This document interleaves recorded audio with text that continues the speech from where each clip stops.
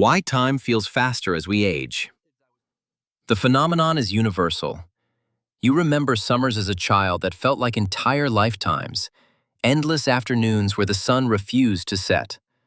But now, you blink and it's November. You look at the calendar and realize 2010 was 16 years ago, a fact that feels like a personal affront to your internal clock. This isn't just getting older. It is a fundamental shift in how your brain processes the fabric of reality. To understand why the subjective flow of time accelerates, we have to look at the intersection of neural signaling, memory density, and the mathematical proportionality of our lives. The proportional theory. One of the most robust explanations is the proportional theory, first proposed by Paul Janet in 1877. It suggests that we perceive time relative to the total span of time we have already lived. For a 5-year-old, 1 year represents 20% of their entire existence. It is a massive, unprecedented chunk of experience. However, for a 50-year-old, that same year is a mere 2% of their life. As we age, each new unit of time becomes a smaller and smaller fraction of the whole. This creates a logarithmic perception of time. When you are young, you are measuring your life in gallons. As you age, you begin measuring it in drops. The first-time effect and memory density.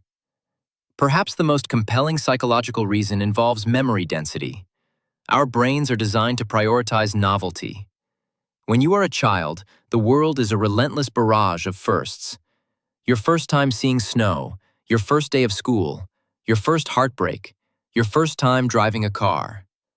Because these experiences are new, the brain processes them with intense focus, encoding rich, detailed memories.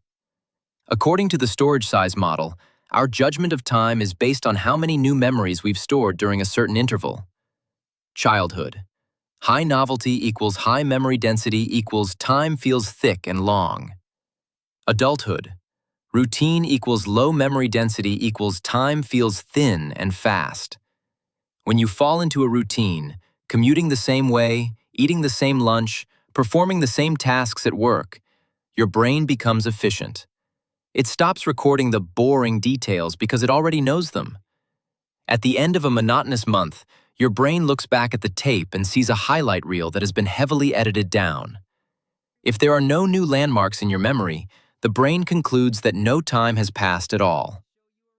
Neural pulse and biological clocks. There is also a biological component involving our internal pacemakers. Every organism has a series of biological clocks, including the circadian rhythm, but there is also a neural pulse governed by neurotransmitters like dopamine. As we age, our metabolism slows down.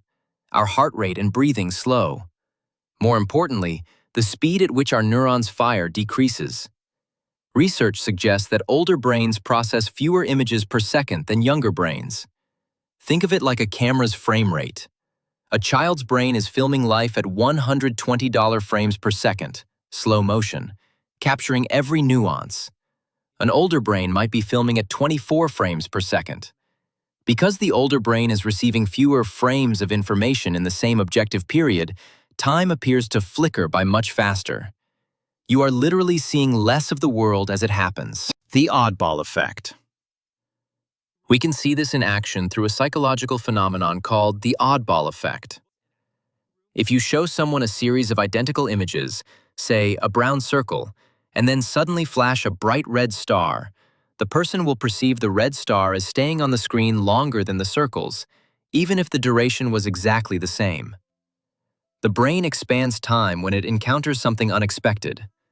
Since children live in a world of red stars and adults live in a world of brown circles, the child's timeline is constantly expanding, while the adult's timeline is constantly compressing. The dopamine connection. Dopamine plays a crucial role in our perception of intervals. It is the chemical of anticipation and reward. When we are excited or learning, dopamine levels spike, which can actually warp our sense of timing. As we age, the overall production of dopamine in certain pathways of the brain naturally declines. This reduction in neural arousal leads to a more sluggish internal clock. If your internal clock is running slower than the external world, The external world seems to be racing ahead of you. Stress and the telescoping effect. Finally, we must consider the forward telescoping effect. This is a cognitive bias where we remember recent events as being further in the past than they actually are, or distant events as being more recent. For adults, the pressure of clock time, deadlines, bills, and schedules forces us to look forward. When you are constantly living for next weekend or the next holiday, you are mentally skipping over the present. This forward-looking anxiety acts as a fast-forward button on the VCR of your life. Can we slow it down? While we cannot stop the biological decay of neural speed, we can combat the proportional theory and memory density issues. The secret is intentional novelty. If you want your life to feel longer, you must break the routine. Travel to new places, learn a difficult skill, or change your environment.